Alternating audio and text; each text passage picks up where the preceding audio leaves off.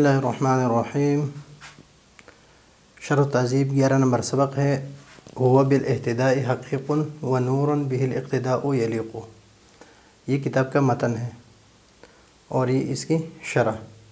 تو شرح میں بالاہتداء کے بعد مصدر مبنی للمفعول بأن یہتدی به، یہی تک یہ جملہ ایک مصدر، کبھی کبھی مصدر مبنی للفاعل ہوتا ہے، کبھی مصدر مبنی للمفعول ہوتا ہے۔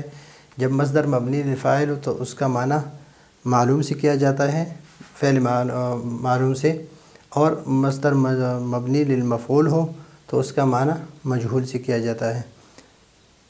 تو یہاں پر ایک بات آ رہی تھی کہ هو بالاہتداء، اہتداء بأن یہتدی، بأن یہتدی، یعنی وہ اہتداء حاصل کرے، ہدایت حاصل کرے، حقیق، یہ بات صحیح ہے۔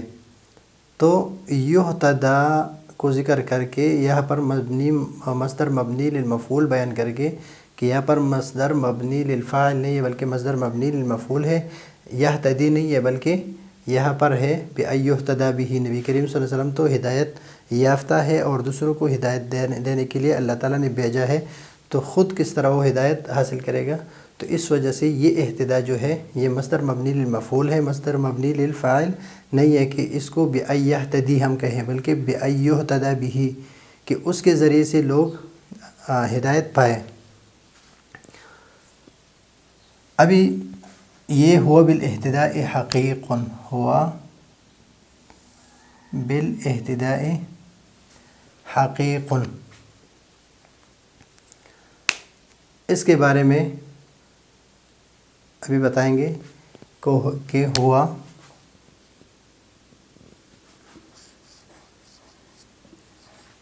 بالاہتداء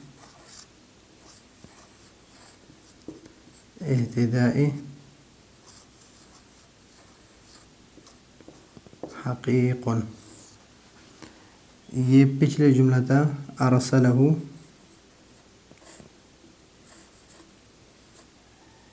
ہدن،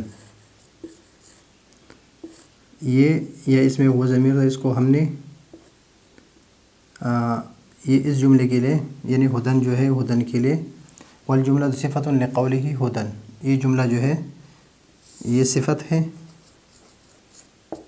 اور ہدن موصوف ہے۔ ایک احتمال اس میں یہ ہے کہ ہدن جو نکرہ ہے، نکرہ کے بعد جب جملہ واقع ہوتا ہے تو وہ اس کے لیے صفت بنتی ہے، تو یہ جملہ جو ہے ابھی اس کے لیے صفت ہے ہدن کے لیے، تو موصوف صفت مل کر یہ ذوالحال، یہ حال، اور ارسلہ میں ہو ضمیر یا ادھر ہو ضمیر جو ہے یہ ذوالحال جو پچھلے سبق میں ہم پڑھ چکے ہیں، تو اس کو موصوف بنائیں گے اور اس کو صفت۔ ایک احتمال اس میں یعنی ایک ترکیب یہ ہے۔ دوسری ترکیب یہ ہے کہ او یکونان حالین مترادفین او متداخلین، ارسلہ ہدن، ارسلہ، اس میں ہو ضمیر ہے یا یہ ہو، یہ دونوں جو ہے اس کو ہم نے کیا بنایا تھا ذوالحال، اور ہدن کو حال بنایا تھا اس سے یا اس ہو سے، یہ حال بنایا تھا۔ اگر اس جملے کو صفت کی جگہ، یہ تو صفت، یہ تو ایک، لیکن اس جملے کو، یہ جملہ جو ہے اس کو ہم کیا بنا دیں؟ حال بنا دیں، تو اس کے پھر دو ترکیبیں ہو سکتی ہے، تو حال مترادفین اور متداخلین۔ مترادفین اس کو کہتے ہیں کہ ایک حال کے لیے دو حال ہو اور اس کے لیے ایک ذوالحال ہو، تو اس کو کہتے ہیں حالین مترادفین، یعنی ایک دوسرے کے پیچھے آنے والے۔ اور متداخلین اس کو کہتے ہیں کہ دو حال ہو اور جو حال بن رہا ہے ذوالحال کے لیے اسی حال میں ذوالحال ہو اور اسی کے لیے وہ دوسرا حال بنے، تو اس کو کہتے ہیں متداخلین۔ مثلا میں آپ کو سمجھا رہا ہوں کہ ارسلہ ہدن، اور یہ ہے ہوا بالاہتداء حقیق، یہ بن گیا حال، اور یہ ہوا ضمیر جو ہے یہ ذوالحال، اور یا یہ ضمیر، یہ دونوں کیا بنے؟ ذوالحال، یا یہ اس میں دو احتمال تھے، ہم پچھلے سبق میں پڑھ چکے ہیں، اس میں دو احتمال ہیں، ہم پچھلے سبق میں پڑھ چکے ہیں۔ اب ہدن جو ہے اگر اس کو ہم نے حال بنایا، یا تو مفعول لہو تھے پچھلے سبق میں یا حال، اگر حال ہو تو یہ بھی اس ذوالحال، یہ دونوں حال جو ہے یہ اس ایک ذوالحال سے ہو، یا ہوا سے یا ہو سے، تو اس سے اگر ہو تو یہ کیا ہے؟ اگر دونوں حال کا ایک ذوالحال ہو تو اس کو کہتے ہیں مترادفین، مترادفین۔ لیکن اگر اس طرح ہو کہ یہ حال، اس کو ہم نے لیا تھا بمعنی ہادین، پچھلے سبق میں آپ کو اگر یاد ہو تو ہادین کے معنی میں لیا تھا، اور یہ ہے صیغہ اسم فاعل،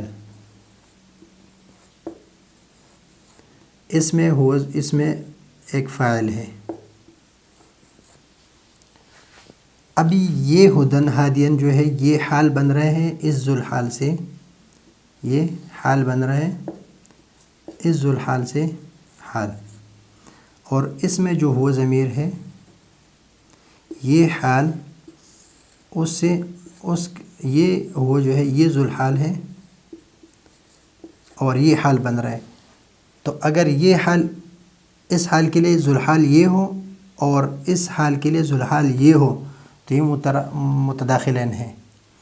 اگر یہ حال اور یہ حال دونوں ایک ذوالحال کے لیے ہو تو یہ مترادفین ہیں۔ اگر اس حال کا ذوالحال جو ہے وہ اس حال میں ہو اور یہ حال پھر اس ذوالحال کے لیے حال ہو تو یہ متداخلین ہے، یعنی دونوں حالوں کے لیے الگ الگ ذوالحال ہو تو یہ متداخلین ہیں، اور دونوں حال ایک ذوالحال کے لیے ہو تو یہ حالین مترادفین ہیں۔ مثال سے میں نے آپ کو سمجھا دیا۔ وَيَحْتَمِلُ الْإِسْتِئْنَافُ أَيْضًا، اور یہ احتمال ہے استئناف کی، یعنی سوال جواب ہے سوال مقدر کے۔ سوال مقدر یہ ہے کہ اللہ تعالیٰ نے نبی کریم صلی اللہ علیہ وسلم کو کیوں ہادی یعنی ہدایت بنا کر بھیجا یا ہادی بنا کر بھیجا، تو یہ جواب دے رہے کہ ہوا بالاہتداء حقیق، کہ اس کے ذریعے سے ہدایت حاصل کرنا وہ حقیق ہے، یعنی حاصل کی جا سکتی ہے۔ یہ ہوگی بات اس کی۔ وَقِسْ عَلَى هَذَا قَوْلُهُ، اور یہ کہ یہ مبنی للمفعول ہے، والجملة صفة لقوله هدى، جملہ صفت ہے لقوله هدى، او يكون حالین مترادفین او متداخلین ويحتمل الاستئناف۔ تو یہاں پر نورن جو ہے اس کا عطف ہے ہدن پر، ہدن جس طرح بن رہا تھا مفعول لہو یا حال بمعنی اسم فاعل، یا حال بن رہا ہے کس سے؟ ہوا سے یا ہو ضمیر سے، تو اسی طرح نورن بھی بنے گا۔ او بہل اقتداء یلیق، اسی طرح ہوگا جس طرح بہل بالاہتداء حقیق، اسی طرح اس کی ترکیب ہے، جس طرح اہتداء کی ہے اس طرح اقتداء کی ہے۔ ابھی بھی ہی ہے یہ اس کے ساتھ اس میں اگلے سبق میں اس کے بارے میں آ رہا ہے۔